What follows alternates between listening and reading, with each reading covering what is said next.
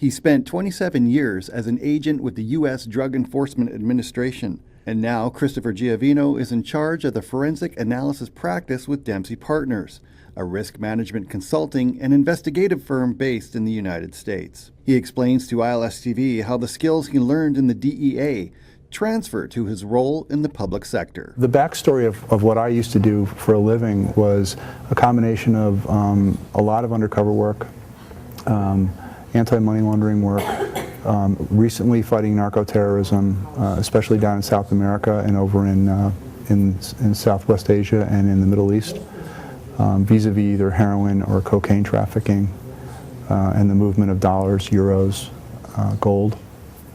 And then just down and dirty investigative skills.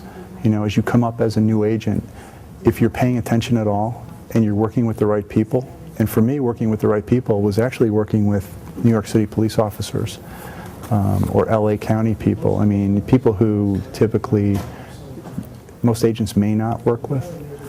You learn a lot, and you become a better agent, a better investigator for it. It's a vastly different set of skills than most people have.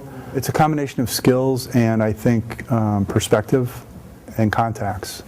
DEA is, in our country, in the U.S., is really the only law enforcement agency that's technically allowed to work overseas. And when I say work, I mean operationally. You know, the FBI is outside the U.S., but they're collecting information and evidence. They're creating liaisons wherever they go. They're doing a really, really good job. But when DEA agents are actually out working undercover, doing surveillances, you know, jumping out of helicopters, hitting the jungles, developing informants and contacts. And so that skill set or that line of contacts is really important in my business as I work globally. It's ultra important up here in Canada when I find the need to reach out for a strong law enforcement partner on behalf of my client, and that might be somebody from Vancouver PD or Ontario Provincial Police or Quebec. You know, you really need to know who to call, and that's a skill set that most people don't have. My clients find that amazing. You know, they typically always pick up the phone and call the wrong agency, and then they pay for it later. There's a work ethic that most people don't recognize, and I think it's shared sort of universally by most federal agencies. The Mounties for you would be the closest thing, and that is the need to work until the job is done.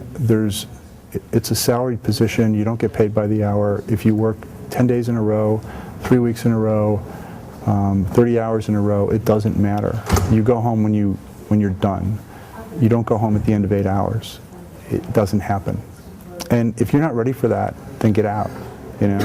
And I think as you cross over into the private sector, even though it's really not required, you can't change. I can't change. And the expectations I have of my people, they're not very happy with, but I expect the same out of them.